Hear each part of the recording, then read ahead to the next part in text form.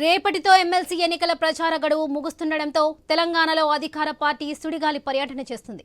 ఎన్నికల ప్రచారంలో భాగంగా సీఎం రేవంత్ రెడ్డి నేడు 3 సభల్లో పాల్గొననున్నారు.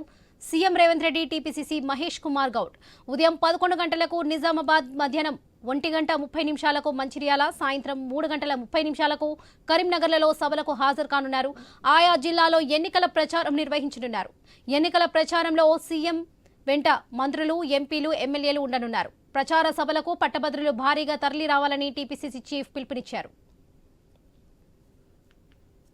రేవంత్ రెడ్డి గారు సహచార మంత్రి వర్గులు నిజామాబాద్ నుంచి నేరుగా ఇక్కడ ల్యాండ్ అవుతున్నారు. ల్యాండ్ అయిన తర్వాత మిగతా కొన్ని లోకల్ కార్యక్రమాలు చూసుకుని లంచ్ చూసుకొని మంచిర్యాల మీటింగ్ నా భూతో నా భవిష్యత్తు మళ్ళీ అంటే మీటింగ్ అంటే పబ్లిక్ మీటింగే. 30,000 మంది వస్తారు. పబ్లిక్ మీటింగే కానీ 12,000 పైన ఓటర్ ఈ గ్రాడ్యుయేట్ కాన్స్టిట్యూన్సీలో ఓటర్ వాళ్ళు సెంటర్లో కూర్చుంటారు.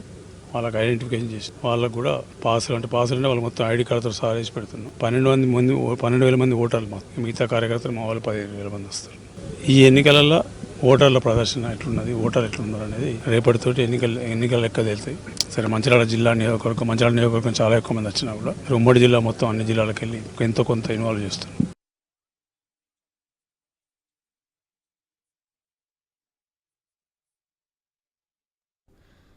రేపటితో ఎమ్మెల్సీ ఎన్నికల ప్రచార గడువు ముగుస్తుండటంతో తెలంగాణలో అధికార పార్టీ సుడిగాలి పర్యటన చేస్తుంది.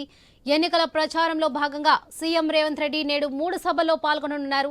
సీఎం రేవంత్ రెడ్డి టీపీసీసీ మహేష్ కుమార్ గౌడ్ ఉదయం 11 గంటలకు నిజామాబాద్, మధ్యాహ్నం 1:30 మంచిర్యాల, సాయంత్రం 3:30 కరీంనగర్లలో సభలకు హాజరు కానున్నారు. రేవంత్ రెడ్డి ఆయా జిల్లాలో ఎన్నికల ప్రచారం నిర్వహించనున్నారు.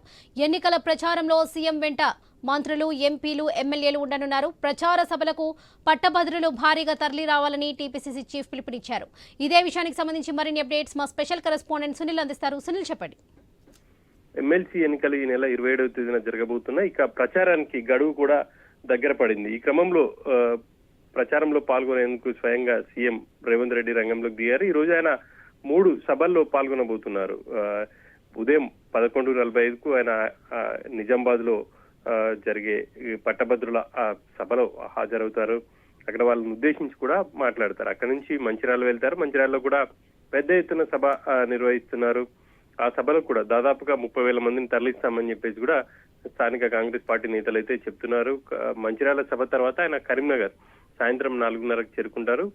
కరీంనగర్ లో కూడా పట్టభద్రుల స్థానానికి సంబంధించి అదే జిల్లాకు సంబంధించినటువంటి కాంగ్రెస్ అభ్యర్థి ఉన్నారు. నరేందర్ రెడ్డికి టికెట్ అయితే ఇచ్చింది. ఇక కరీంనగర్ లో పెద్ద ఎత్తున ఓటర్లను కూడా నమోదు చేయించారు. ఈ క్రమంలో అక్కడ భారీగా గ్రాడ్యుయేట్లను ఈ సభకు తరలించే విధంగా కాంగ్రెస్ పార్టీ అయితే ప్లాన్ చేసింది.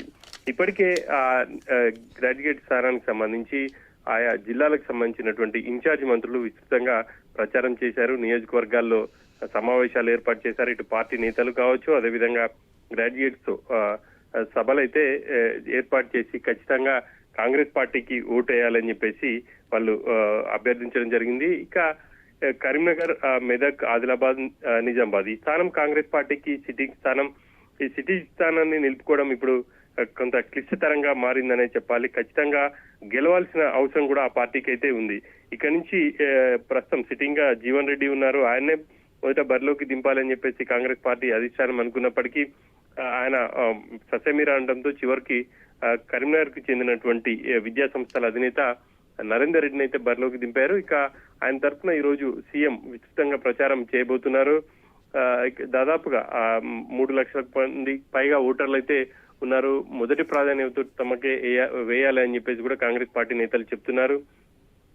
ఈ 1.5 కాలంలో కాంగ్రెస్ పార్టీ చేసినటువంటి అభివృద్ధి సంక్షేమమే తమకు ఖచ్చితంగా కలిసి వస్తుందని చెప్పేసి కూడా కాంగ్రెస్ పార్టీ నేతలు అయితే భావిస్తున్నారు. ప్రధానంగా 50,000 ఉద్యోగాలు ఇవ్వడమే కాకుండా మిగతా అన్ని అంశాలు కూడా ఇటు రైతులకు సంబంధించి కావచ్చు, మిగతా అన్ని అంశాలు తమకు కలిసి వచ్చే అదే అని చెప్పేసి కూడా ఆ పార్టీ నేతలు అయితే విస్తృతంగా ప్రచారం చేస్తున్నారు. మరోవైపు బీజేపీ కూడా ఆ ప్రచారాన్ని అయితే ముమ్మరం చేసింది. ఇక ప్రచారం కూడా తుది దశకు చేరుకుంది అని చెప్పాలి.